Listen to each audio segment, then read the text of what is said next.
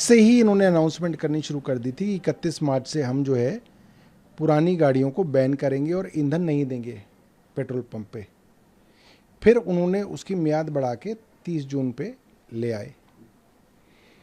इतनी एक्साइटमेंट क्यों थी भारतीय जनता पार्टी की सरकार को कि 61 लाख वाहन यानी कि 61 लाख परिवारों को आप लगभग जो है उनकी बाह मरोड़ के उनको कहेंगे कि आप अपनी गाड़ी स्क्रैप करो और नई गाड़ी खरीदें। वो सरकार चलाना एक सीरियस बिजनेस है।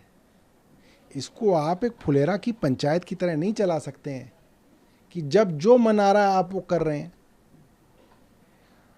और अगर CAQM ने कहा था तो पहली बात तो CAQM तो कोर्ट है ही नहीं। आप तो कह रहे थे कि आपको कोर्ट ने आदेश दिया है, सुप्रीम कोर्ट ने आदेश दिया है। CAQM तो एक अथॉरिटी है जिसके अंदर केंद्र सरकार एक बाबू को अपॉइंट करती है, उसका चेयरपर्सन।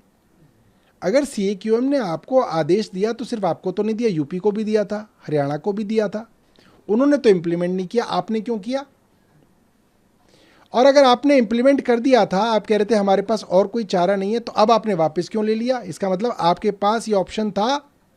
आप जानबूझ के सरकार के जो सरकार का पूरा इंफ्रास्ट्रक्चर है उसको जनता के खिलाफ इस्तेमाल कर रहे थे। और फायदा किसको होना था? 61 लाख वाहन अगर नए बिकते तो वर्ल्ड रिकॉर्ड बनता दिल्ली के अंदर कि इतनी सारी गाड़ियां बिकेंगी। ऑटोमोबाइल कंपनीज, उनको फायदा होता। ओला, उबर, जिन्होंने अभी 2 दिन पहले जिनको सरकार ने इजाज़त दे दी कि भाई अब आप अपने जो दाम है दुगने तक ले जा सकते हो, सर्ज कर सकते हो। मतलब अगर मुझे कहीं से कहीं 300 रुपये में जाना है और पीक टाइम है तो वो 600 रुपये भी ले सकता है मुझसे। तो आपने खुल्लम खुल्ला लूट के जो है वो इंतज़ाम कर दिए थे।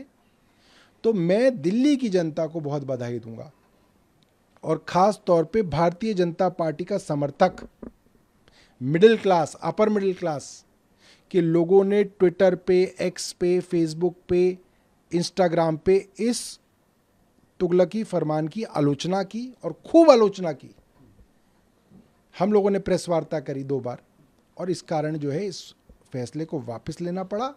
मैं दिल्ली के लोगों को बधाई देना चाहता हूँ। सर, ओवरऑल बात करें इस जो मान के चलिए 15 साल में उनकी गाड़ी कुछ ही 1000 किलोमीटर ही चल पाए, तो तब तो ये स्थिति नहीं हो। तो ऐसे में आप मैं आपको अपनी विधानसभा का बता सकता हूँ। हमारे ऐसे इलाके ग्रेटर कैलाश है, ईस्ट ऑफ कैलाश है, पंचशील है, शेख सराय है, अलकनंदा है। वहाँ पे बुज़ुर्ग माता पिता रह रहे हैं, 15 साल पुरानी उनकी गाड़ी है।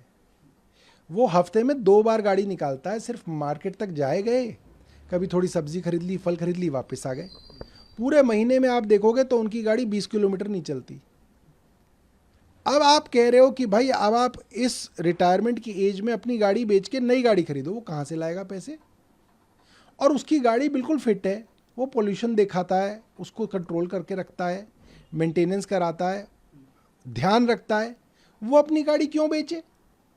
ये सीधा सीधा जो है एक धक्काशाही थी और ये आर्म ट्विस्टिंग थी।